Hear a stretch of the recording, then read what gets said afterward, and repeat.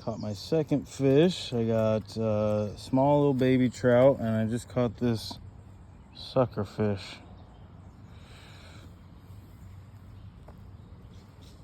Not bad, not bad. Nice fish. Thanks, buddy. So we didn't end up keeping this fish. I even put it in the bucket. We have eaten suckerfish before.